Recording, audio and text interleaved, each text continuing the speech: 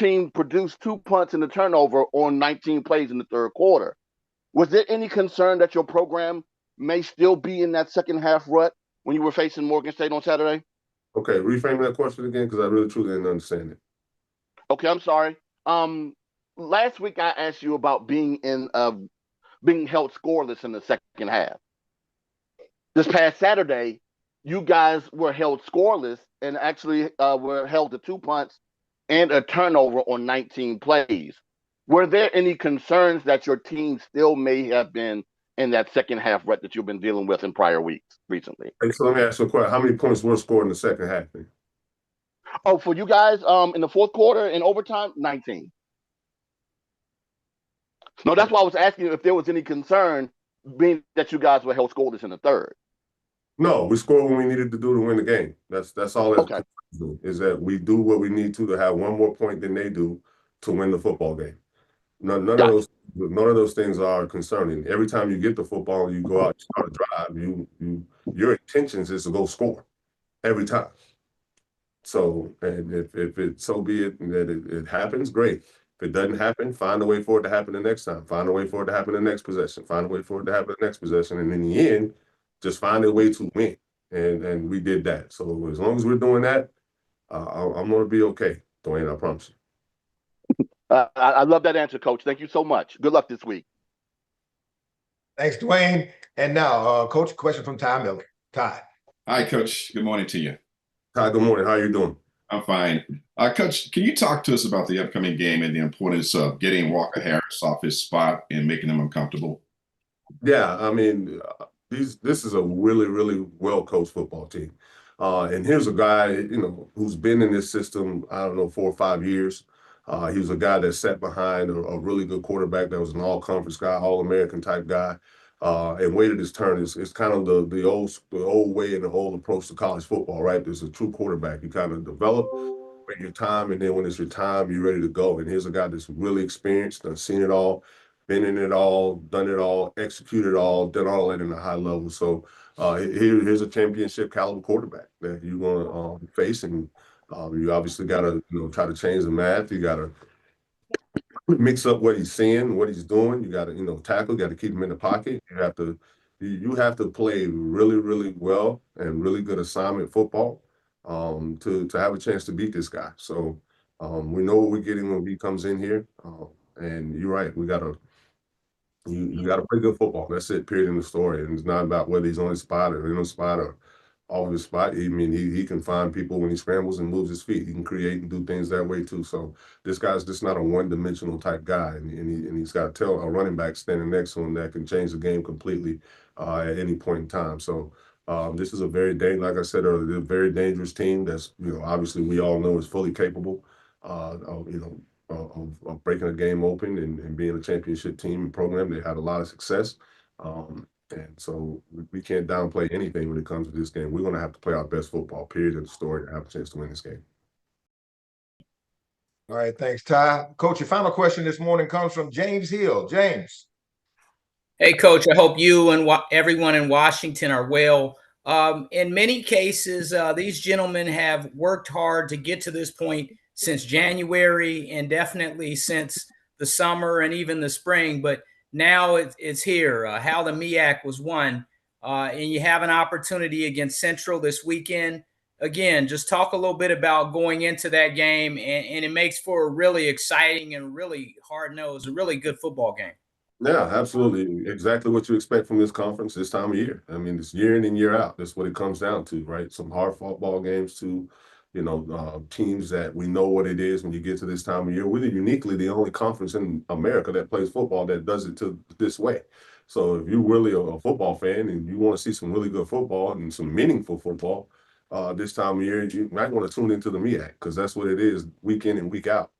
It is playoff football, everybody giving you their best shot, playing their best football, and doing those things. So we expect that, each and every week. That's why you have to recalibrate that thing for you guys and slow things down and do some recall, right? I mean, yeah, we talk about how we've been built. You work, like you said, all the way through January, but then you have to go through the body of work of the season and what you learned and grew through in situations like that are built to prepare you, right? That are prepared long as you're taking from it what you need to take from it, addressing those things, getting better, being intentional about your preparation and your mindset and mentality towards it all, to build up until this point to where, hey, each day matters and each day builds towards what I want to be at, when it's time to go be and perform and play that way. So everything in the way that we matters. And if you're not willing, a guy that's not willing to make some sacrifices and how you're living off the field right now and decisions,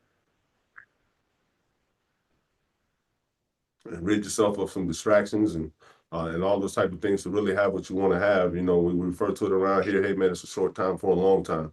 What are you willing to do to, make sure you're as ready to go as you can be in controlling the controllables, to put yourself individually in the best position to win this football game, which in turn, if everybody's doing that and having that right mindset and having that right approach, the team will be together with that same mentality and approach. And when you do that, sometimes you're really hard to beat.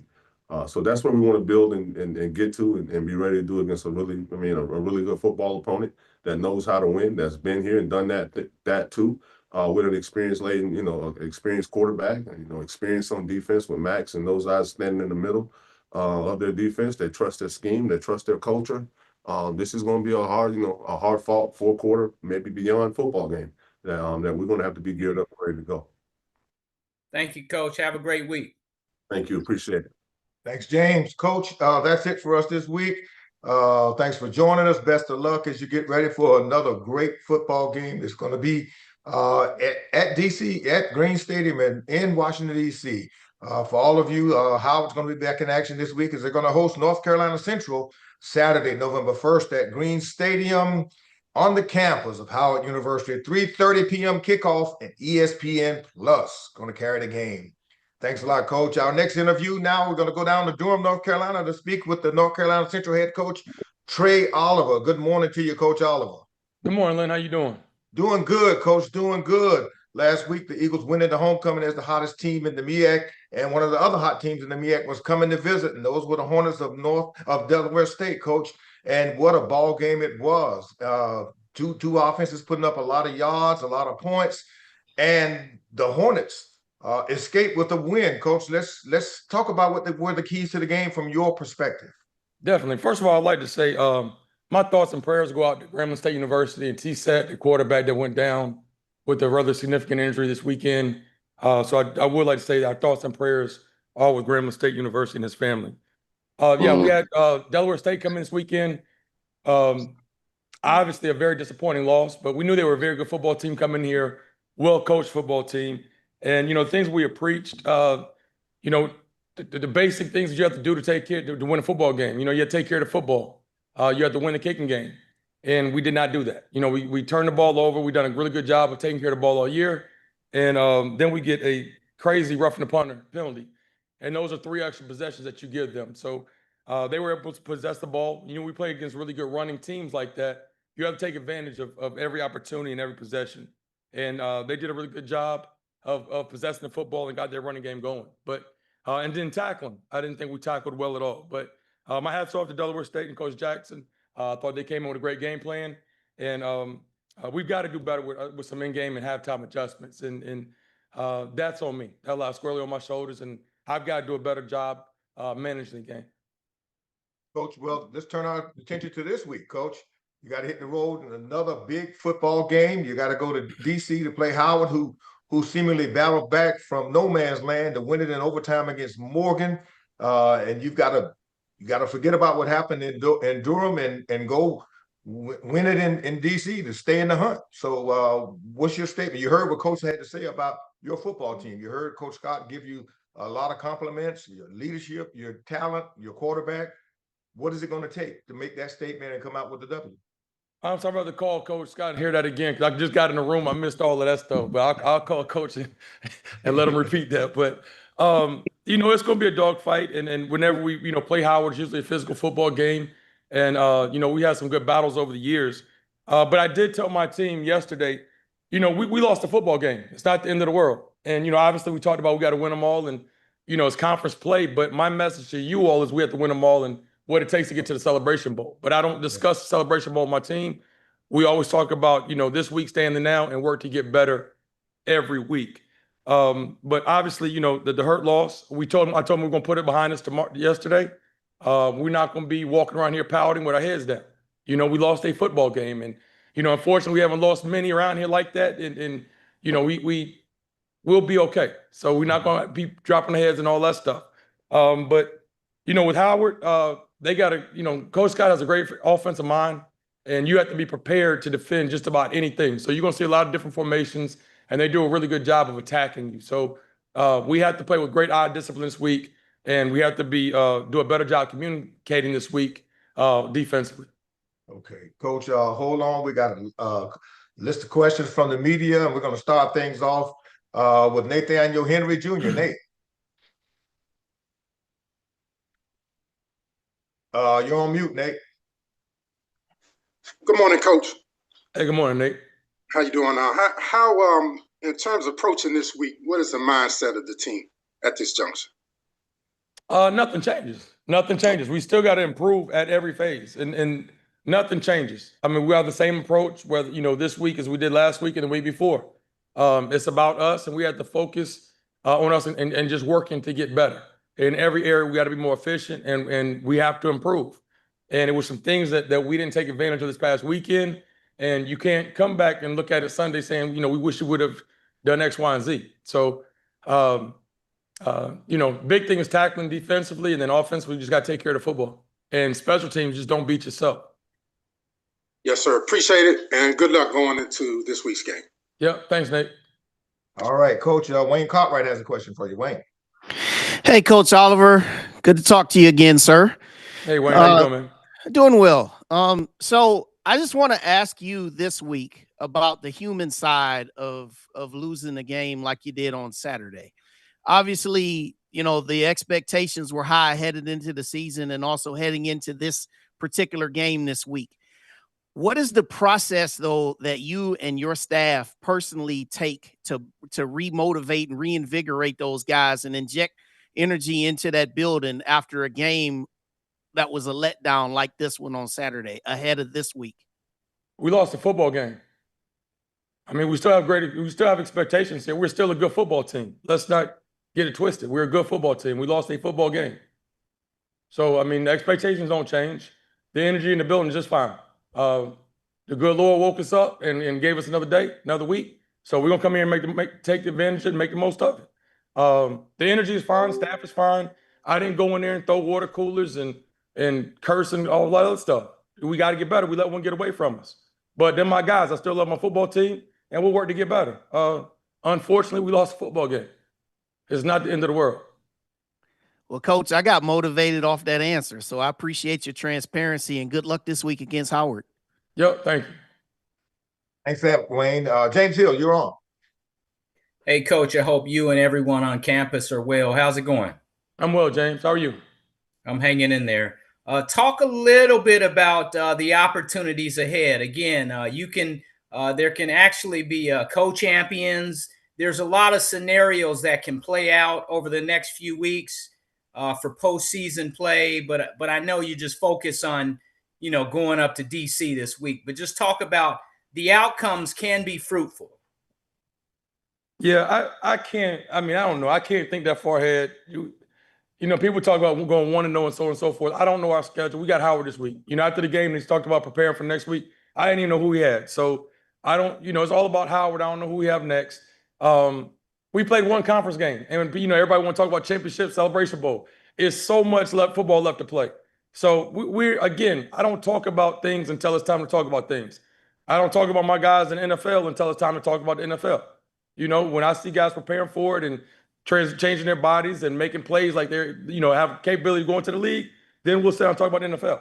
But I'm not going to sit here and talk to a freshman or a sophomore about NFL. I'm not going to talk to my team about Celebration Bowl in week 7. There's a whole lot of football left to play. We're going to sit here and talk about Howard University. Good luck this week, Coach.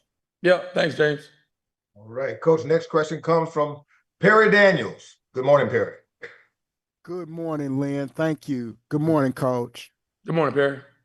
Coach, let's go back to Saturday and last week in general. I want to find out how much your culture of homecoming impacted your execution of scheme on the field.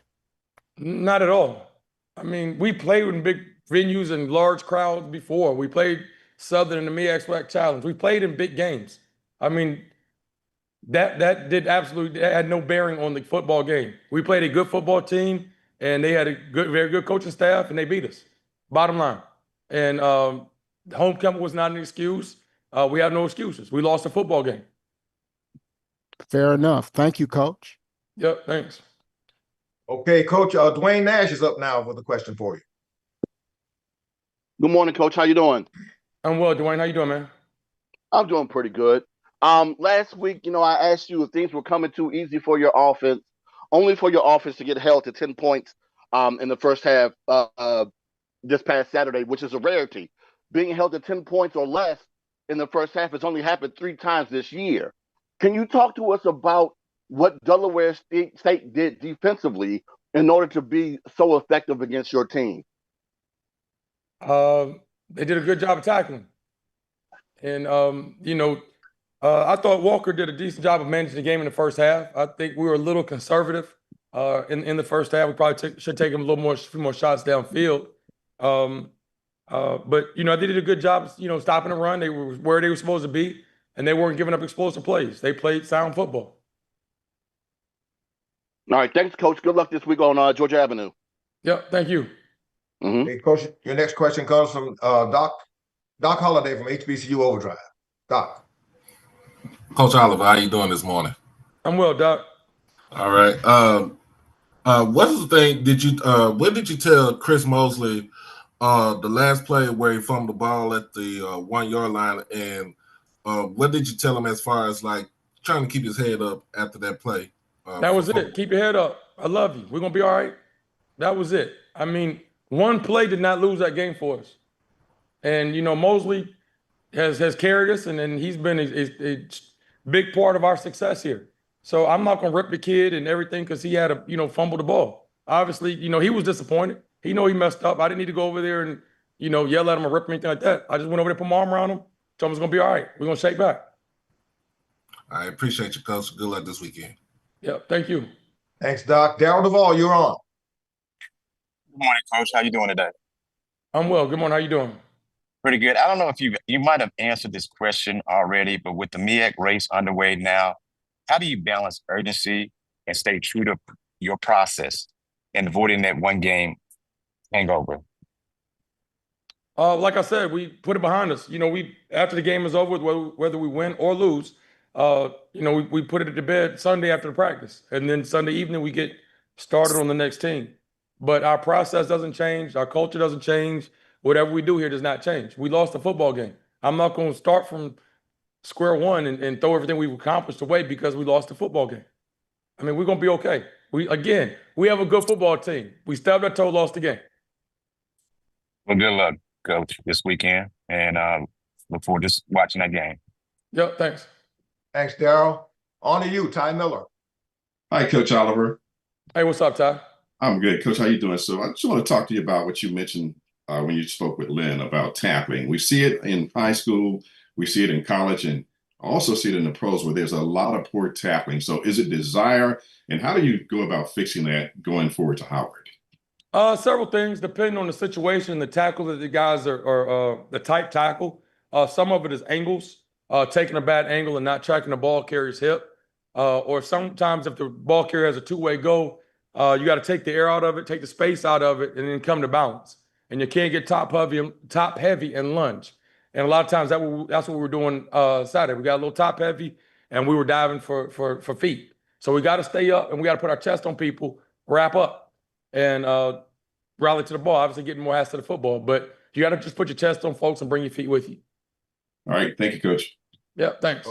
So that was a little mini clinic on tackling. Thanks for that. I ain't gonna charge you for that, Lynn. Well, we'll get Steve Gaither to wrap it up for you, Coach. Steve, good morning. Good morning, everyone. Can y'all hear me? Oh, yeah. Yeah. All right. Yeah, good. So we got that out the way. Coach, we talked in the summer, and you talk, pretty much every year about how that one game can get you. Now that you guys kind of have that out of the way, do you think that kind of got lost in the shuffle, or do you think now it's just more amplified? Do I think what got lost in the shuffle? You talked about how at the start of the season, one game, one bad half can get you. Do you think that's what that was, and how do you rebound from that? We played a good football team that had a good game plan. So, we played. The kids played hard. You know, I was pleased with our effort, and it's a very tough conference, a lot of parity in this conference. And I saw on film when I came for last week and said this is a much improved team. It's much improved. They're a very good, well-coached football team. So it didn't surprise me they would come in here and play as well. And, you know, they made more plays than we did. I take my hat off to them. Thanks, Coach. Good luck this week. Yes, thank you. Yeah, Coach, thanks. That's it for us today. I know you got work to do, so we'll let you go, okay? For all of you North Carolina Centrals on the road this week to face the Howard Bison, that's going to be Saturday, November 1st at Green Stadium in D.C. on the campus of Howard University, 3:30 kickoff on ESPN+. Our next interview is with Delaware State head coach Deshaun Jackson. We'll go to Dover right now. Good morning to you, Coach Jackson. Hey, good morning, Lane. How you doing? We're doing good, Coach. Your Hornets had momentum going into Durham, and you used it to make a statement in your 35-26 win over the Eagles. Coach, congrats to the Hornets and to you on your first MEAC win. Now, we knew the Hornets were a ball control team with the running game, but over 200 yards and 3 TDs in the air, that was the clincher to control the clock, the tempo, and the scoreboard. Tell us about it. Yeah, man, it was a great battle, man. You know, shots off to North Carolina Central, man. You know, we went in a hostile environment. We knew what the expectations was on our end. We knew it was going to be a tough physical battle. I think they did a great job. You know, and you know, for us, we always have the main thing be the main thing, right? We wanted to go 1-0. We wanted to come in there and obviously show the world what we're capable of doing. And I feel like we did a great job. We played 3 phases of football. You know, the first half was a very tight first half. It was, you know, 10-7. The second half, we came out and scored right away. We went up 21-10, and obviously they came back and took the lead in the third quarter. But, you know, throughout that whole game, man, you know, our guys just showed character, man. They showed, you know, how physical they could be. They showed how hungry they wanted to be. And, you know, we was able to come out of a hostile environment and get a win. So it was a big first game, but obviously, you know, it's a lot of ball left to play. Yeah, you're absolutely right, Coach. A lot of ball left to play, including some ball this Thursday night at the Lincoln Philly. You know that place well, and you know a lot about the Spartans. Norfolk State, you know Michael Vick, the coach, very well. You've seen this team on tape. The notion normally is to judge a team by their 1-7 record, but they are really only a few plays from being a 500 ball club. So what's your take on the Spartans and Thursday night in Philadelphia? Oh yeah, man. We don't get caught up in records, man. We know you know, Michael Vick's gonna have them guys riled up. You know, they've been playing some good style of football. You know, just the ball hasn't really, you know, fell their way in some of those games. But I just know the character of type of guy Michael Vick is. He's going to have them ready once again. He's going to have them riled up. We're back at home where we scored a lot of touchdowns. This game is going to mean a lot. You know, I'm excited about going down and letting, you know, my players have an opportunity to show, you know, what their skill level is in front of the world and, you know, in Philadelphia. So we'll just prepare how we need to prepare. It's a short week. You know, quick turnaround. We practice today. We usually don't practice today. So, you know, just getting the guys to, you know, forget about last week and move on to the next week. But we'll be ready on Thursday. Okay, Coach, we got some questions coming from the media. Let's get ready for the media. Use the raise hand feature. Remember to unmute yourself and then take the feature down once you're through. Wayne Cartwright, you're on. Thank you, Lynn. Hey, good morning, Coach Jackson. How are you, sir? Hey, Wayne, man, I'm doing good yourself. How you doing? Doing well, man. So congrats on a big win for your program. And with that big win, obviously you guys know that you're probably going around. You got a lot of things that you have to avoid. People tapping you on the back, telling you how good you are and talking about Atlanta and different things like that. You always talk about how you keep the main thing, the main thing. But in keeping the main thing, especially this week on this short week, what is the process that you and the staff are taking specifically with each position group as you get ready for Thursday? Well, I mean, good question, man. You know, I always tell my guys all the time, man, we can never get, you know, too content, no complacency. You know, we got to always drive the needle and going upward. You know, this week we have a great style of, you know, we're gonna keep it simple. We're gonna go into the week and not add too much game plan.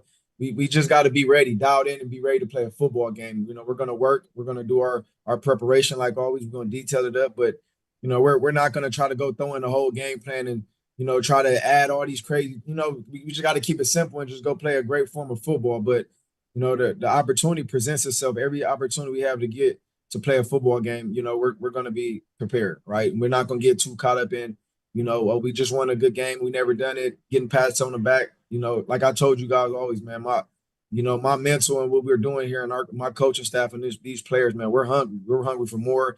And we want to show the world what we're capable of doing because we feel like we're a dangerous team. Nothing changes, win, lose, or draw. We're going to always still feel the same way. So, we'll be ready. We'll prepare. We'll detail our work and, we'll be excited to play in front of a hostile, hopefully, it's supposed to be 40,000 plus. So hopefully they on our side and, they fans of Delaware State because it's our home game. All right, Coach. Well, we'll be watching on ESPNU Thursday. Good luck to you, sir. Yes, sir. Thank you. All right. Thanks for that, Wayne. Perry Daniels, you're on. Coach Jackson. What's up, Perry? How you doing, man? I'm doing well, sir. I just came on to apologize to you, your staff, the Delaware State fan base for ever questioning your ability to have that team prepared for the environment that you went in. Mm-hmm. I was a little concerned when you referenced your experience at going into the University of Oregon, comparing that to what you were going to face in Durham. Yes, let's talk about that environment in Durham and how you were able to be successful, sir. I mean, I really feel this way, man. How I was raised and how I grew up and the men that raised me, man, they prepared me for, anything in life. And, it just contests to my role. Even when I was playing back in, when I was young, growing up in Los Angeles, going to play in Long Beach, obviously going to Cal, to Philadelphia and all these other places I didn't play at. I just feel comfortable in any environment. I feel like, my thick skin, being raised in Los Angeles, California, and being, put in positions I was in when I was young, just helped me throughout my career playing and now coaching. So when I say put me in whatever environment, man, I'm comfortable. I'm gonna come out swinging all the time. Durham, man, it was a great experience, man. I love the culture, man. Playing football when I was young, I never got to experience the black college, the HBCUs. I wish I could have experienced it. Not to say I wish I'd have went to HBCU, but just knowing me. I love the culture. I love our people. I love to see us support. I love us to all come together. And man, that's good. That's what you want to see, in the black culture. But we went out, man, and back against the wall. We had a whole lot of burgundy and silver, whatever color. It was a whole lot of it, man. They stands was right close to us. Their fans was talking during the game. We had a long walk to the stadium. So I mean, they shut off one gate and said, "Now y'all got to go all the way down the other way." So I mean, it was cool, man. Those type of environments is what I love for, man, because you go in there, you take a team in there, man, you work hard. And, man, for you to go out and get a victory, man, it just feels that much better. So, I tip my hat off to North Carolina. Trey Oliver, they did a great job. And it was a battle. I would tell you there's not one time in that game, even towards the last 30 seconds, where I wasn't figuring, like, man, the game ain't over. We got to finish this ball game. And even my center just was like, Coach, the game ain't over. We got to make sure we locked in. So, as you seen, they drove all the way down there. It's about to score before Mosley fumbled. But, I just like my guys, man. I'm comfortable with my guys. I made some, in my eyes and even some of my coaches' eyes, I made some crazy, gutsy calls on fourth down a few times in that game. And, man, it came out for us, man. That's what really won us that game if you go back and look at it. Well, Coach, we tip our hats to you and your staff and your players, and good luck this week. Yes, sir. Thank you, Perry. Okay, thanks for that, Perry. Chris Stevens. Thanks, Lynn. Good morning, Coach. How are you? Hey, Steve. Chris, how you doing, man? I'm good. People call me Steve all the time. It's no problem. Yeah, Chris, Steve, you got two first names. I get that all the time. Believe me. You mentioned the gutsy call. I want to talk about one gutsy call in particular. Is one play where in the fourth quarter, before Marquis scores the insurance touchdown, they have to be expected to run. And Caden throws this beautiful ball that EJ Core catches and takes like 50 yards down the field. Just talk about what kind of, chess game you're playing with Central at that point to make that call and how exciting it was to see that call pay off. I mean, first off, I mean, they packed the box and they knew that. Everybody in the world knows we're going to run the ball. We do it well. And they did a great job of, up front, getting it to our fronts and, plugging holes, plugging the gaps. And, just throughout the game, man, I talk about KB all the time. Caden Bennett, our quarterback, man, he came to show up this past week. But, it was just a few looks as you see coming out the halftime. We had faith. It was an RPO run set. They came down and we was able to hit an IG lolly over the middle. But, going back to that call, it was a design run play with an RPO pass into it, right? So, they came down again and EJ Core, man, it was crazy because the first window was clogged up. So he had to kind of wait. And then as you see, he kind of lobbed it over and man, it was like, I'm watching that ball slowly. And it's like it made it and he caught it and ran. I tell EJ, man, you're supposed to score, but he don't got the speed. But man, it just shows, man, our offensive coordinator, man, our quarterback, we put him in great positions, man. You can't be wrong in this offense. And I'm humbly saying this, you can't be wrong because depending on what the defense do, you can't be in every position. We have multiple reads. We have a run. We have a pass. And our quarterback can run with his legs as well, too. So just depends on what the defense calls. If he makes the right read, man, it's literally, at any given time, that something should be open. Thanks for your time as always, Coach. Best of luck on Thursday. Sir, thank you. All right. Thanks, Chris. James Hill, you're up next. Hey, Coach, congratulations on all of your success. How are you this morning? Hey, James, I'm good, man. Thank you for that. Appreciate it. Yes, sir. Yes, sir. The impact of coaches and the defining moments along the way, right? We know about the journey that got you here, and now you're coming into the MEAC making noise. A very fruitful opportunity at Central, and now there's another great opportunity this week, a short week in Philadelphia. It should be a beautiful sight. But talk about this week, what that looks like. Michael Vick, yourself, the fans, Philly. It should be a great episode of HBCU football. Yeah, man. I'm excited for the opportunity. Every game we have a chance to play and get on in between those white lines. I'm excited for the opportunity. It's crazy because before these games, I sit back and, I'm antsy. It feels like I'm about to play a game, and I didn't know I was going to be in a sense where like feeling a certain way playing and actually playing and then feeling a certain way coaching. And now it's like I can't even go be a part of the game. But, from a mental aspect, it's like, I'm dialed in. So I'm saying all that to say, man, like whenever you get that chance to put that ball down in between those lines and compete, man, like, anytime I'm involved or anybody that has anything to do with me is involved, we're going to be ready, and that's just our mindsets, man. We respect this game and we respect the game by, detailing the work throughout the week. There's never a time where I feel like, we can't practice at a high level and have intensity and energy and effort and be able to go be successful. I know what it feels like. I'm big on energy. So, today was a good day of practice. Like I told my guys, we got to get better. We have one more physical day of work. And then, Wednesday we'll get on the bus and head down to Philadelphia and get ready, for a game on Thursday. But, this game has a lot of, parameters built around it, right? We've been talking about this game for a long time and people's always been asking about this game. And I've been trying to tell them we got 7 games before this game. So let's not get too focused on this one game on October 30th. But, I think, yeah, this one's for the records right here, man. And hopefully we take care of business like I know we need to do. All right, Coach. Have a blessed week. Good luck. Thank you. Yes, sir. Appreciate it. All right, on to Doc Holliday now. Doc.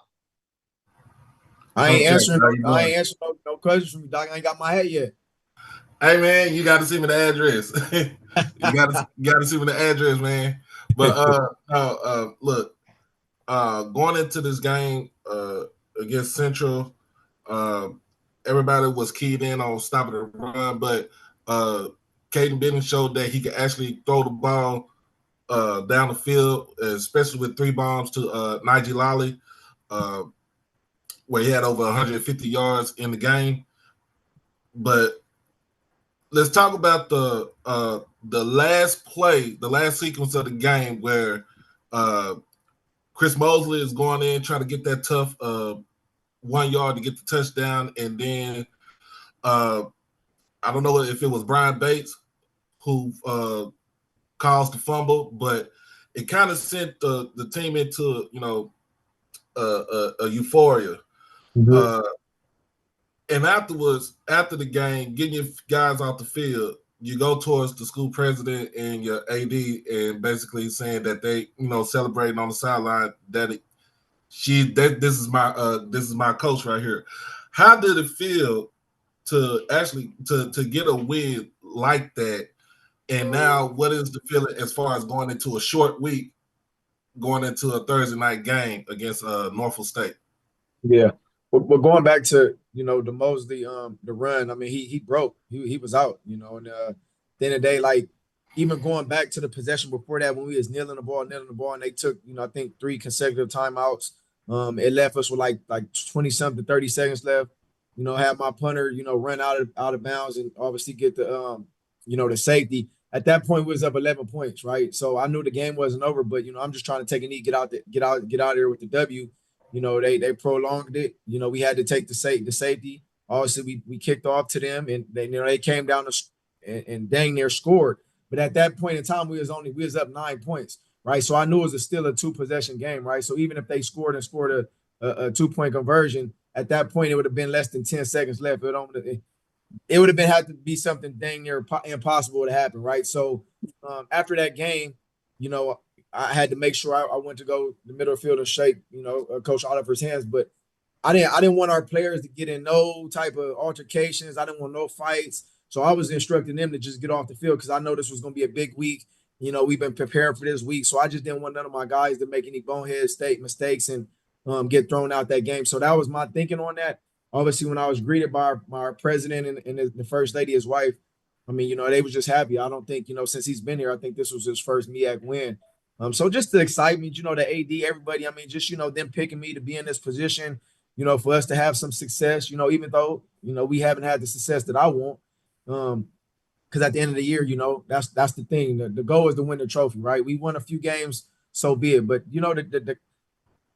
my job is not done until I bring a championship here. And that's what I said from day one, man. I really feel like it's a real possibility, but we still have to do the work. You know what I'm saying? We're not going to get too caught up in a game. We won one game. It's a great game, but we still got a lot of football left, right? So in a short week, how do we flush that down the toilet and just look for the opportunity? And one thing I would say about my team, we have a very well mature team. And, I just feel like they feel the disrespect all year. We've been, doubted. And I just feel like, man, these guys just, they take it on the chin, man, and they embrace it, man, because they know what we are capable of doing, man. So it just really shows when you see us play and you see our passion and our energy, man, it just shows we just want to prove everybody that, we're better than people thought. All right, Coach, appreciate you. I'll get with you offline, man. I need my hat, dog. LA hat looking good right there. Still there, man. It's still there. All right, baby. Appreciate you, Doc. All right. Thanks, Doc. On to you, Daryl Duvall. Daryl.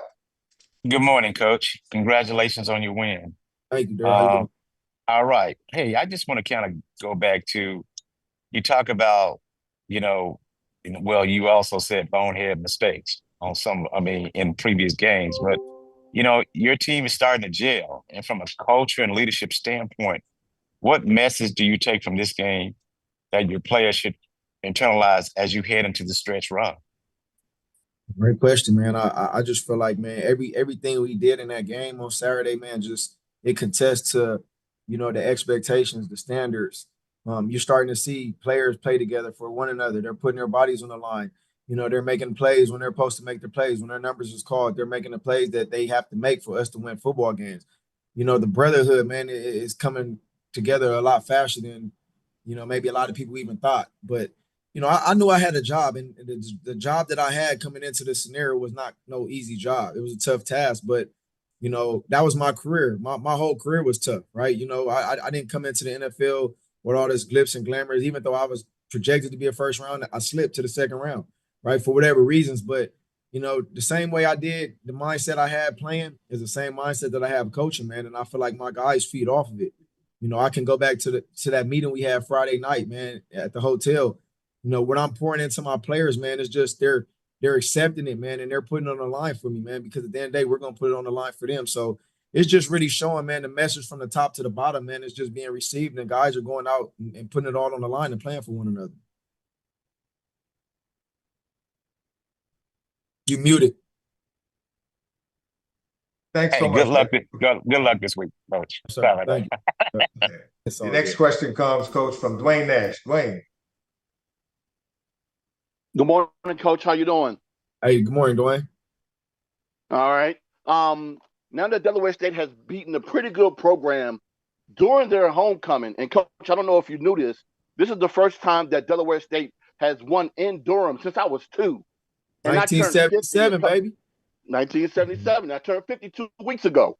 You guys are now dealing with what I like to call the Tupac mentality, now that all eyes are on you guys. This is a place that Delaware State hasn't been in almost 20 years. So how do you deal with preparing your players with this mentality of potentially being the hunted versus being the overlooked earlier this year? Hey, man, Dwayne, you sound like the lady was trying to ask me a question last week, man. I can't fall into the trap, man. At the end of the day, our expectations are our expectations, and they always will remain the same, regardless of anybody else's opinion, because whoever that opinion is not here on an everyday basis with us, So from my perspective, we got a great group of guys, man, that's willing to be challenged, right? They're willing to go out and put in the work, and they're willing to do it a certain way. My challenge for my team early on was the discipline side of it, and we've cleaned it up. And I think, the challenge is now, hey, we got to go out week in and week out and be the best we can to a man, right? And we're doing that. So for us, nothing changes as well, right? Like even hearing coaches, when you lose, right, the message still remain the same. When you win, the message will still remain the same. You can't change nothing in your detail and your preparation of work. Like regardless of the scoreboard, to a man, you just have to have character. You have to have grit. You have to have principles, right? And the intangibles to be a championship team, hey, it's gonna be tough. At halftime, when we was down 7 to 10 at halftime, I told my guys, hey, that's a hell of a team we playing right there. Didn't nobody say it was gonna be tough. Didn't nobody say it was gonna be easy, right? We was in a tough out battle, and I just tip my hat out to my guys, man, because they came out there in that environment, and as you see, man, they went out there and balled, man, and I tip my hat out to my guys. All right, thanks, Coach, and good luck this week up in Philly on Thursday. All right. Yes, sir. Thank you. All right, Coach. The next question comes from Stephen Gaither. Steve. Good morning, Coach. How you doing? I'm good, Steve. How you doing? Doing great. Want to talk about your coach, your offensive coordinator, Nemo Washington. Just talk about how you got him on the staff and what he's brought as a bright young play caller to your program. Man, energy, man. Nemo Washington, man. Boy, if you could put a camera on him 24/7, well, I think a lot of y'all would be like, man, this dude crazy, man. But it just shows, man, our offense is playing off his energy, man. He goes out to practice and he treats every time we have an opportunity to practice, he's treating it like a game. He got a killer mentality, man. I think to be a successful offensive coordinator, a successful coach, you have to have a killer mentality, right? We always talk about controlled chaos, right? We invite the chaos, but we want to be controlled, And this violent game, is crazy as it sounds, you got to have an edge. And whatever your edge is to win football games, you got to carry that. And he carries that to the staff. At practice, he's talking stuff to our defensive coordinator, our assistant head coach. We compete as coaches. So there's no other reason for our players not to feed off us. When they see their coaches compete at the highest level, it makes it that much easier for the players. But, Nemo, man, he was brought to me by Deuce Staley, who's a mentor, big brother to me. He coached me when I played in the league. I'm in Philadelphia, and he had called me and was like, man, you in the coaching. I said, man, I got an offensive coordinator for you, man. And I trusted and believed in him. I had a few interviews with Nemo, man, and he was the perfect fit for us, man. But it just shows, man, that what he's doing this year, man, our offense, the number one rushing offense in FCS, all of football, it's we got Eugene Chung, we got Penn Portis. It's not only just Nemo Washington, man, it just contests to all the guys that I put around him, man. And we're doing a great job. Like, we love this, and our standard is very high, man. We're not coaching like we're at a HBC. We're coaching like we're at a Power 4 or Power 5. So that's how we're able to have our success. No doubt. He used to do some work for me, so I'm super proud of him. Good stuff there. Good luck this week. Yes, sir. Thank you, man. All right, thanks, Steve. Andy Walter, you're up. Hey, Coach, how are you? Hey, Andy, I'm good, man. All right. Hey, you and Coach Vic have been friends for a long time. I'm sure you talk regularly. But Coach Vic, he not my friend this week, man. I love him to death, but I can't be his friend this week. Well, Go I ahead, was finish going the question. I was going to say, how is this week different, and how do you think it'll be going up against him? I don't have it when it's time to go to war, man. I don't have friends, man. That's just I'm an even kill man. Like I said, I love him to death. That's my brother. But this week, man, I can't talk nothing good about him right now, man. He's on the other side, and he's the opponent. He's my op right now. But it'll be a very hostile environment for those 3 hours, and then after the game, I'm gonna give him a big hug and probably wrestle him down to the ground, win, lose, or draw. But I'm focused this week, man. It's a Delaware State thing, man. We're locked in at the job at task right now, and that's to go out and win a football game. Thanks. Yes, sir. All right, on to Ernest Ricks. Ernest. Hey, Coach, congratulations on the great win. I wanted to know, what did you learn about yourself as a coach during this game, during your first game in the MEAC? Really just, I don't know what I learned about myself. That's a hard question to answer. I'll tell you, I got my assistant over here telling me I learned I need to drink more electrolytes, man, and put more, water and Gatorade in my system, because I damn near cramped up the last 2 minutes of the game, man, just because I'm exerting so much energy. But yeah, man, I'm just having fun, man. I'm just having fun coaching, and I already feel like I found my passion doing this. Appreciate you, Coach. Yes, sir. Okay, Brandon King, good morning to you. Good morning. How you doing? How you doing, Coach? What's going on, B? I'm good. How you doing? Pretty good. Pretty good. Congratulations on the latest W. Wanted to ask you, obviously you took over a program that took its lumps over the past couple of seasons, and when you come in, obviously changing the culture and getting that buy-in is one of the most important factors to turning a program around. As you've been around your team, as you've been on this journey in your first year, was there a flashpoint or a watershed moment where you noticed that the buy-in happened, that the culture started to change or shift, or has it been more of a gradual process as the season has played out? Yeah, it's really been a gradual process. I think still to this day, we're still navigating through things, I think it just goes to the young generation now, man. These young dudes are a little different. They was raised a little different. They drinking a little different water, I guess. But it's a challenge. It definitely is a challenge. I'm not gonna sit here and make it seem like it's smooth sailing, but I enjoy the challenge, right? And I enjoy the process as well too. Because coming in since day one to see where we're at right now, it's night and day. It's a culture change. It's a culture shock. And some of these guys obviously weren't my handpicked guys, but they're changing into becoming that, right? And the guys that we did bring in obviously were our type of guys, because that's who we went out and picked. But it's just guys embracing the normal, the new normal, being able to do things that's uncomfortable for them, practice habits, standards, as far as how hard we practice, our tempo, our philosophy. It's just a lot of things that, some of these guys just weren't used to. And, it just took time for them to get adjusted to it and to buy into the system. But I think, now with, the few games we won and the success we had, it makes it a little more easier. And it makes it a little easier when you have guys that's been successful playing it and coaching it as well, too, because the information that we're giving them, like we know, we have the stats and the statistics that, hey, it's proven. So if you want to go here and this is where you want to go, hey, everybody may not make it to the NFL, but it has to look a certain way. So I just think they're just overall buying in and just trusting in the process. Well, thanks for that insight, Coach, and good luck this week. Thank you, man. Appreciate you. Okay, thanks for that. The final question for you comes from Kevin Tresolini. Kevin. Thank you. Hey, Deshaun, you were beginning your second year with the Eagles in 2009 when Michael Vick arrived. What were your first impressions of Michael, and did you guys hit it off pretty quickly as teammates, knowing you guys could certainly do some damage together on the football field? Man, for sure, man. Michael Vick was, a childhood hero for me, man. He's, always been one of my favorite quarterbacks to ever play the game. When I had the opportunity to know he was going to come play for us, I remember it was like yesterday. Coach Andy Reid, I think, called me. he called me, Shady, LaShawn McCoy, and I think Jeremy Macklin into the office and asked, like, we got a chance to get Michael Vick. What do y'all think about if we get him? And I said, man, what are you talking about? Like, this is my favorite quarterback ever. Like, heck yeah, I would love to play for Michael Vick. But, just the memories, man, over the years, the things we, built and established on the football field, all hands down, I feel like he's one of the best quarterbacks I ever played with. I had the most fun playing with Michael Vick. The plays, the 80-yard bombs.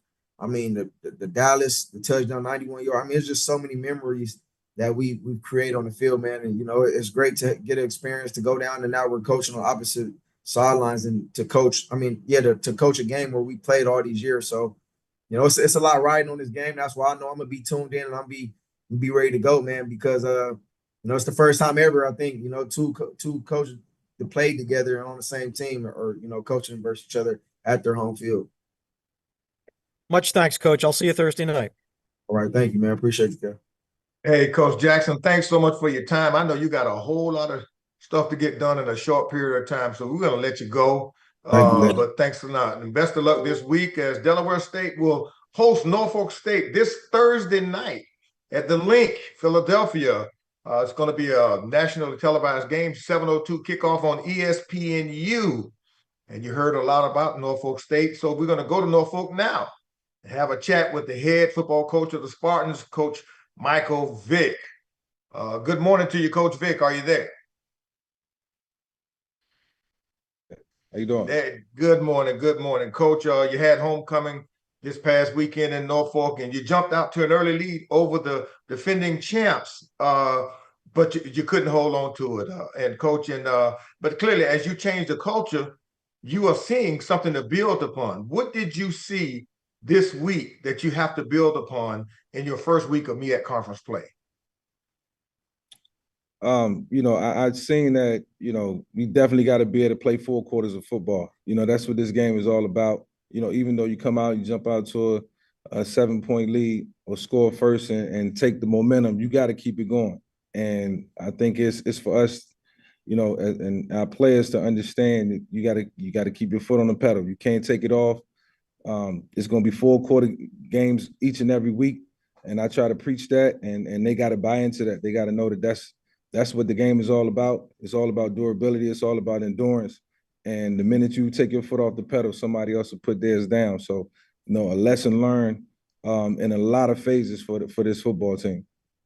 Coach, well, now you gotta flush that one. And you got a short week to get ready to head to Philly to play the red hot Delaware State Hornets in a city that you know so well against one of your former teammates. You heard him talking about you. You heard him talking about the relationship. Tell us about the job you think Deshaun Jackson is doing with the Hornets, and then tell us, what do you think the Spartans are going to have to do to get the W this Thursday night? Yeah, Deshaun is doing a great job. As you can see, they play together. They believe. They're united. That was one of the things that Andy Reid instilled into us, and that's the things that we had as a unit when we was in Philadelphia, and why we was able to win so many games. We believed, we trusted. We had discipline, when at the right times and when we needed to have it. And so we respected the game. So Deshaun is doing a great job in that department, on top of when they step out in between the lines. They showing that, they're not the same team from the past, and he's definitely changed the culture where he's at. So for us to win this game this week, it's gonna have to be 4 quarters. We're gonna have to come to play. We're gonna have a different mindset, first and foremost, because it's on a big stage, and it's a great opportunity for both sides, for us and Delaware State. And guys got to step up to the challenge. That's what it's all about. That's why we put them in this position, to be able to rise to the occasion. Okay, Coach. Well, we wish you nothing but the best of luck. Hold on just for a few. We've got a couple of questions for you. We're going to start with going over to James Hill. James. Hey, Coach Vick, I hope you and everyone in the 7 cities are well. How are you today, sir? Hanging in there. Just trying to get back to work, trying to turn the page. But I had to turn the page. Yes, sir, my man. Okay, great opportunity this week. It's a short week, Thursday night, Philadelphia, the big stage, as you say. We know about the fans in Philly. You get an opportunity to bring HBCU football, Norfolk playing Dale State, Deshaun, yourself. the impact of coaches. Coach Reed, just talk about this environment and what this can look like this week. It's a great opportunity. Yeah, it's just a great opportunity for us in Delaware State to just play on ESPNU. This is what it's all about. And, even though these guys don't get a chance to do this on this type of stage, there's an opportunity that's been presented. I remember when Deshaun first reached out to me about it, I was kind of skeptical because I'm like, I don't know if that can even happen. But, he stayed on top of it. We kept talking through it, kept connecting with the right people, and it was able to happen. So, I want, our guys to know that this is something that, it don't normally happen, and so, to play in a NFL stadium, probably a great crowd on national television, it's just an honor, and they gotta appreciate that, and hopefully this will serve well for us, in the future as we continue to try to build the programs. Thank you, Coach. Have a great week. Thank you. You too. The next question, Coach, comes from Andy Walter. Andy. Hey, Coach, how are you? How you doing, Andy? All right. Hey, way back when you first joined the Eagles, what did you think of Deshaun? And if somebody had told you you'd end up being head coaches against each other, what would you have thought? Yeah, first off, going to Philadelphia, when I first got there, I wasn't a starter, so having a chance to watch Deshaun on the sideline being the number 2 quarterback, you just think about all the things that you can do with him as a quarterback. And, being a backup, I didn't think I would be there long. So, I never thought I would be playing with Deshaun. And, part of the reason I was comeback player of the year in 2010 is because I had nothing but confidence in him. He had nothing but confidence in himself. He was a very unselfish player, which made me gravitate to him. He was the type that he didn't need the ball. He wanted the ball, but he didn't need it. As long as we won, he would be happy. And I tell everybody that story, and that was his attitude. And so, I played with some amazing players who just had the fight in them and just wanted to win. Most important. So, it always helped me feed. I was always able to feed off that. And if you would have told me, at that time, or even in our 2012, 2013 years, that we would be coaching in 10 years, 10, 12 years against each other, I would have told you was a lie. This is something that, I never envisioned myself doing. But, it's part of God's calling and enjoying it every day, even through the tough times.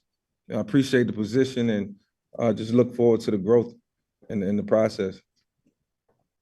Thanks. I appreciate it. Great question. Ernest Ricks, you're on.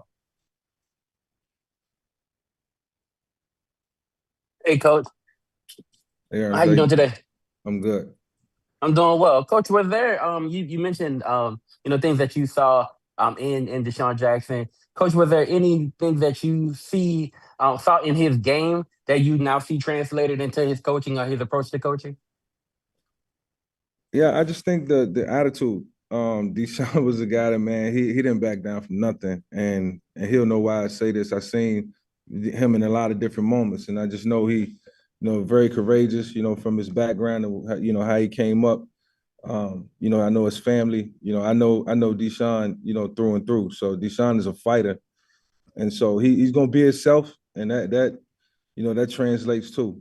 So and seeing him and getting to know him over the years, like even when we played, it was just. He was one of the guys that when I walked into the locker room every day, being an older guy, I look forward to seeing him, spending time with. We might not have hung out together because I was probably 10 years his senior at the time, but it was guys like Deshaun and MEAC and Shady, they kept me young, and so I appreciated those times in Philadelphia because of them. So I see the attitude. I know what he brings. I know his. I know he has a zero tolerance policy in a lot of areas, and I respect that even when he was young.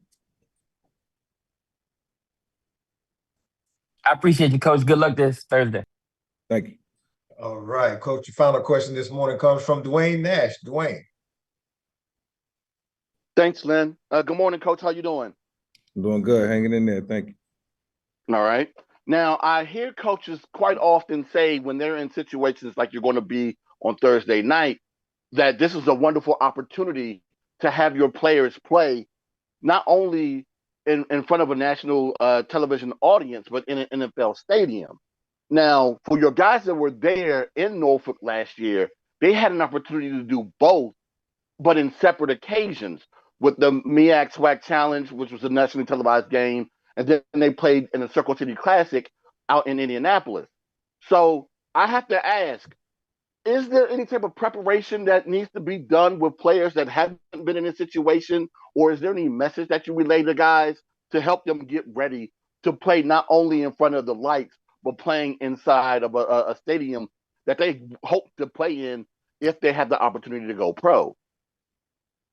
Yeah, I think, every kid's dream is to play in the NFL stadium. You just never know when it's going to happen. I just hope this is an opportunity for the next generation to look and see what's happening. Hopefully players that'll be playing for us in the future to see that, opportunity is being presented, at every turn. And that's what this is about. Hopefully our players who've been there before appreciate it. The ones who haven't really appreciate it even more. And football can do some great things for you in your life. And this is one of those experiences that if you really love the game, you go out there and you take advantage of it. You have fun. You lay it all out in the line, and your family's gonna be watching, friends gonna be watching, and you put forth your best effort. So hopefully this is an experience that not only our players can grow from, but the players is watching can feel like they can be a part of in the future. All right, thanks, Coach. Good luck this week up in Philly. Thank you. Okay, thanks, guys. And Coach, we know you're in the middle of a short week and game prep, so we're going to let you get out of here. Wishing you nothing but the best of luck and safe travels on to Philadelphia. Hey, it's going to be a 7:02 kickoff. Norfolk State versus Delaware State, Thursday, October 30th at the Link in Philadelphia. Let's turn our attention now to Orangeburg, South Carolina. Next interview is with South Carolina State head football coach, Chennis Berry. Good morning to you, Coach Berry. Good morning, Lynn. How you doing today, man? Good, man. Good. Somebody asked a question that say the Bulldogs found themselves down 7-0 early in Norfolk, and then who let the dogs out? Because they erupted for 631 yards of total offense. Quarterback William Atkins IV had a field day leading the offense with 4 TD passes. And that left you guys with 1-0 in the MEAC. And that's your goal. So let's take a look back at the game now. Well, super proud of our young men. Man, we had the right mindset. We knew what was at stake. Preseason was over. We had the opportunity to get into MEAC play. And we knew that we were going to a hostile environment. We had to go play our best game. And I thought, for the first time for the 2025 season that we put all 3 phases together where we played really well. And that was the challenge to our football team coming out of the bye week. We wanted to make sure that we can be playing complementary football at the right time. For me, it's about having the right confidence at the right time. And our team is very confident right now. We really, really believe in playing some good, inspired football. And I tell them, man, you find out who you are in September. And then in October, you want to be playing some really good football. And we took care of October. So now we get an opportunity to make it in November to remember. Okay, well, let's look ahead now to this week. Morgan State. The Bears lost a tough one. Took Howard to overtime as homecoming on the road. And you've got some work to do because 2 years ago, the Bears, last time they were in Orangeburg, they escaped with the W. Mm-hmm. Absolutely. And I know Coach Wilson, man, that's my guy. He'll have his team ready to go. Well-coached football team. That was a tough versus Howard, man. I tell you what, it went down to the wire. Obviously, went into overtime. Really good football game, man. And they've been playing some good ball all year. So I have nothing but respect for Coach Wilson and his staff and what they do and what they'll bring to the table. But it's my job to make sure the Bulldogs ready to go. We'll be at home and have an opportunity to have a good week of practice and chop wood, carry water, fall in love with the process of trying to go 1-0 every day. So when we get to Saturday, we can try to do the same. Okay, all right. So let's open it up now with the questions from the media. We just got a couple of them for you this morning, Coach. James Hill is on top first. Go, James. Coach, how are you? I hope everybody is well in Orangeburg. How's it going? Mr. Hill, all is well here in the Bird. All is well. Absolutely. All right, all right. Talk a little bit about this year's team. This is the time of year you guys have worked for, whether it was back in January or through the spring and the summer. Now we get into the MEAC, as you say, November football. Talk about this weekend, what you want to get done, and the guys in your program who can do it. Well, the mission for us doesn't change. 1-0. That's where I've been. That's our culture. That's what we always talk about, just winning the day. So for us, we knew with so many newcomers. I mean, people on the outside really didn't understand, but we had a lot of newcomers, man. So it takes time to gel, to come together as a football team, as a program. And we're clicking at the right time, and that's really what it's all about. You want to be playing really good, inspired football at this time. And when we talk about complementary football, that's really what it's all about at the end of the day. We talk about situational football quite a bit. We practice situational football. I was sharing with the team yesterday after practice, we had a situation in the game where, right before the half, we always talk about winning the middle eight. Well, it was like 40 seconds to left. We had all 3 timeouts. We literally just practiced that situation on Thursday, that same situation, and we wanted to try to get points before the half, and we were able to, in practice, to take it right down just like we did in the game and score a touchdown before the half. So, for us, it's about preparation. We respect every opponent we play. We don't look at records. We respect the opponent. But if the separation is in the preparation, it's about preparing the right way to put your young men in a position. Because last time I checked, man, it's about the players. It's really, we talk a lot about the coaches, which it's our job to put our young men in a position to be successful. But it really comes down to the players. The players make the plays. So us as coaches, we got to do a good job of putting our young men in a situation to be successful so they can go out there on Saturdays and, again, get the fruits of their labor. And I'm excited to see the young men in our program, if you really watch the game, some guys are really showcasing their talents at the right time. Good luck this week 2 of MEAC play. Thank you, sir. Thank you. Appreciate you, man. Thank you, James. Thanks, James. Chris Stevens. Morning, Coach Barry. How are you, sir? Mr. Stevens, how you doing today, sir? Pretty good. There's obviously a lot that goes into winning this league, as you know now. And with everything going on around town, I'm still thinking about what Ric Flair used to say back in the day: to beat a man, you got to beat the man. And as it stands right now, South Carolina State is still the man in this conference. Is there a level of confidence that you and your guys walk around with, or do you just kind of sort of let them know that, okay, last year was cool, but we still got to focus on this year? New team, man. New team, new season. But there's an expectation around here in Orangeburg, South Carolina. There's an expectation that's been set a long time, well before me. Oliver Buddy Pugh, Willie Jeffries, been winning football games for a long time. They expect to win around here, man. And I'll tell you what, it's my job to be the leader of this ship. And as we got the pen, we write our own script on a clean sheet of paper. And I'm super excited to have an opportunity to get young men to believe. For us, we're always going to stay humble and hungry, though, because we hadn't done anything for the 2025 season. It's a new team, new season, but our mission doesn't change. So, around here, man, these guys understand. When we win ball games, I probably coach them a little harder than I did before we won ball games. So they understand that there's a standard on how we do things and how we practice, how we meet, how we go to study hall, how we go to class, how we go to meetings, how we represent, just like we just finished with a community service opportunity this morning on our day off.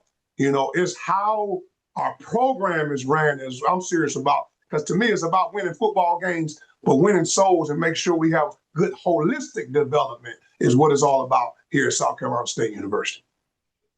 Thanks for your time as always, Coach. Best of luck this weekend. Appreciate you, man. Enjoy your day. Barry, final question this morning comes from Dwayne Nash. Good morning, Coach. How are you this morning? Mr. Nash, how you doing this morning, man? All is well here. I'm doing blessed, Coach. Every week we talk about your turnover in your program and your team gelling.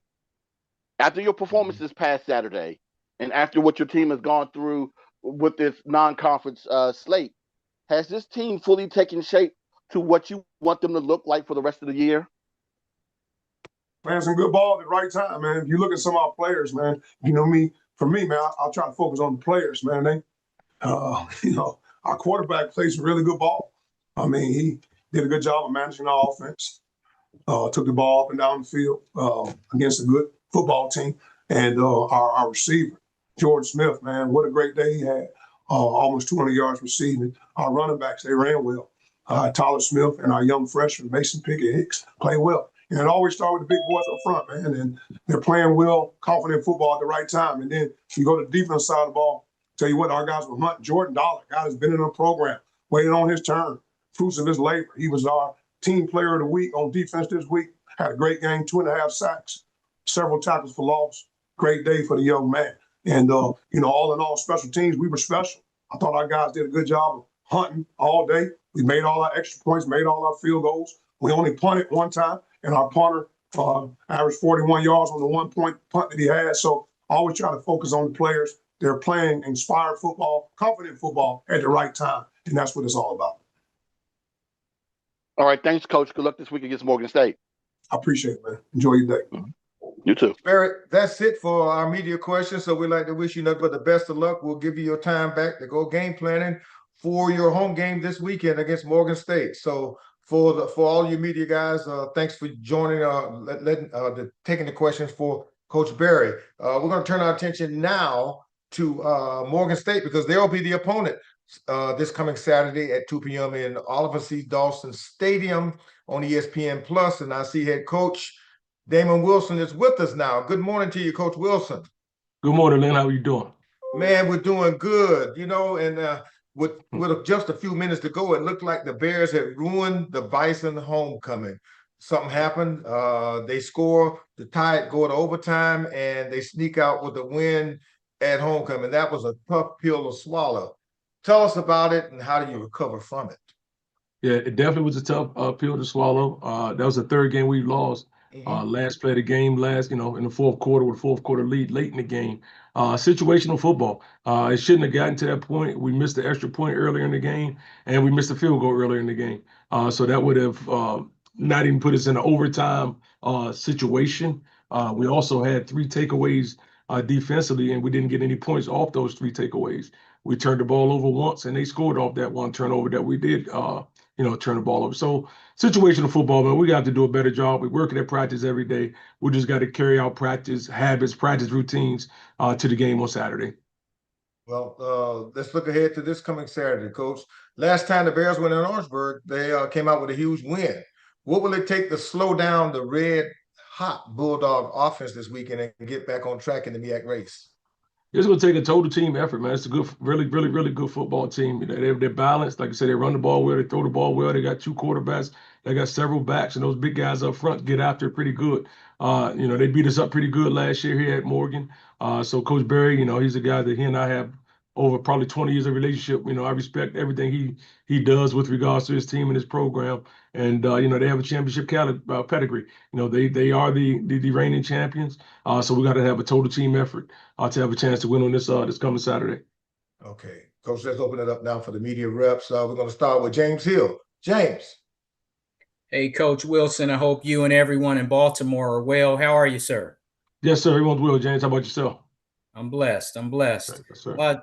Talk a little bit about the 3 phases, offense, defense, and special teams as you get ready for the second week, the second game in the MEAC, as you'll see South Carolina State. Tell us what you think so far. I think this past week, offensively, we moved the ball pretty well. We scored the ball. Our freshman quarterback did a decent job, did not turning the ball over, managing the game.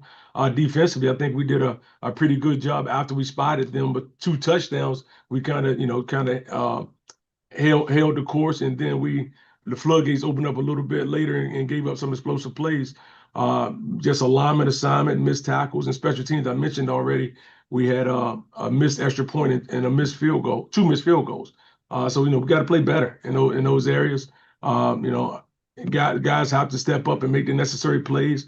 We got some guys that weren't quote unquote the starters, but right now at this point in the season, there's no more freshmen. Everybody that have played and been around for a number of weeks. We just got to execute. Got to execute better, and got to execute when games on the line. We hadn't done that.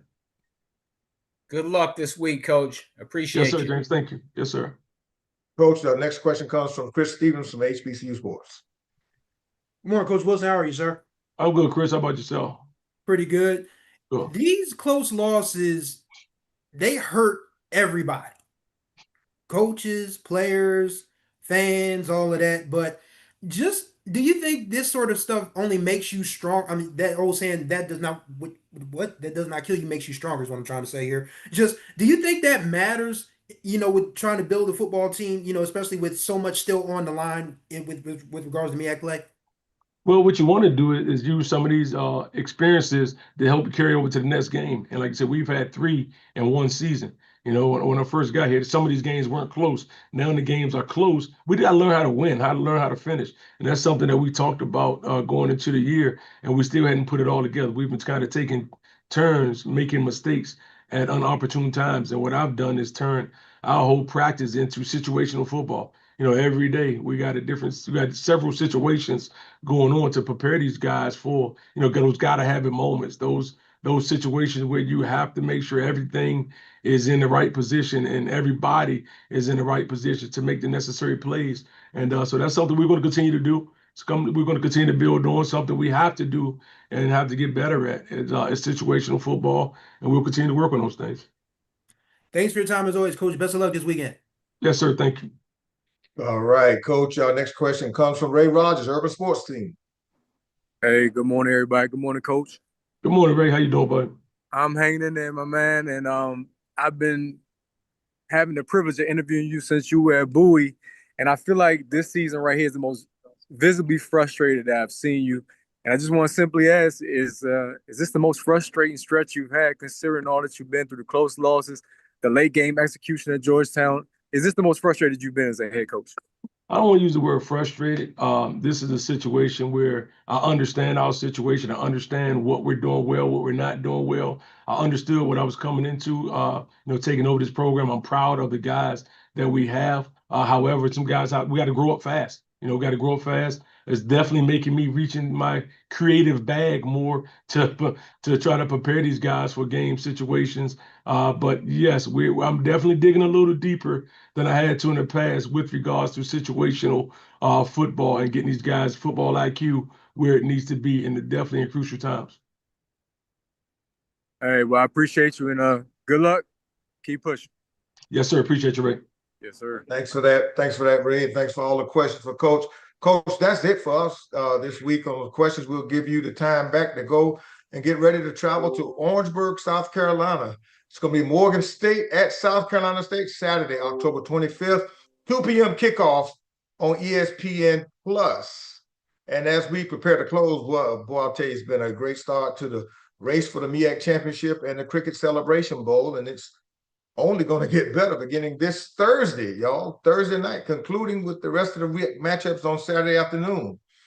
It's exciting, isn't it? And so I just thank you all for joining us. And this concludes our weekly MEAC Football Coaches video conference presented by our great partners at Wells Fargo.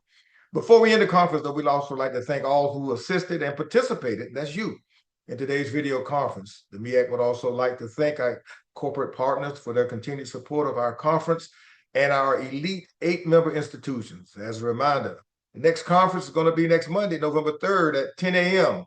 For more information on MEAC football and other MEAC-sponsored sports, visit MEACsports.com and follow the MEAC on social media at MEAC Sports on Facebook, X, Instagram, TikTok, and Threads. So that's it. We'll see you next week as we follow MEAC Sports. Take care and have a great one. Thanks, everybody. Lynn, everybody take care. All right. Thank you. Blessed. Signal for Coach Thomas.